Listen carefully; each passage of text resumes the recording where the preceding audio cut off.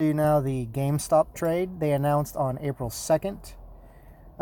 Date of earnings April 2nd right there. And it showed a bearish setup. So the Ichimoku was trading in a bearish pattern. And let me show you why that was. So here is the span A. Here's the span B. Span A is below the span B. Therefore, that's a bearish setup. And if you also look over here down to the left, span B is 13.95, span A is 12.68. So if it, in this case, it's obvious. The blue line is high above the yellow line. But if you forget which one's which, just look down there. It tells you span B is 13.95, span A is 12.69. Now look at the Kijun and the Tenkan. And again, if you forget which one's which, look down here. Kijun 11.07, Tenkan 10.05. So we want the Tenkan, if we're bearish, to be below the Kijun, which it was. So this is double bearish and perfect. It was trading below the Ichimoku. So that's a bearish setup. So what I did, the team of one, is I wanted to sell a call spread because I was bearish. And I wanted to sell a call spread out of the money. So it would have to do two things. It would have to beat earnings, and it would have to make such a jump that my out-of-the-money call spread, my out-of-the-money short call goes at or in the money, and therefore I'm at risk of exercise. So I read it correctly. The Ichimoku guided me into a bearish sentiment, but what I screwed up was instead of selling a call spread, I sold a put. That's a bearish strategy. I sold a put, and I don't know why.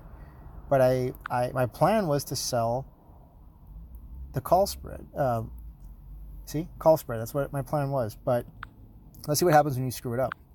So fortunately, I sold a put that was far enough out of the money. So even though it missed earnings, it still isn't touching my put. And another great thing is that this put expires so soon. It expires the end of the week. So every day, it's just eating a huge amount of theta. That's making me money.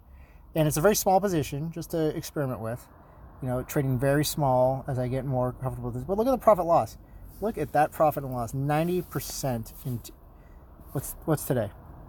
April 3rd. 90% in one day. Oh my God, that's delicious. I love it. Yeah, that's stupid. My dog is looking at me like I'm an idiot. Long sigh. Anyways, 90% profit. Even though I screwed up and sold a put when I should have sold a call spread, but I'm not upset with a 90% profit, so that's awesome. And GameStop, it missed earnings. Who cares why? Who cares what the CEO's excuse was? They'll probably go on Mad Money and say everything's never looked better, but it's really oversold. So even if they did put the shares on me, look what happened today. You get in at a killer price.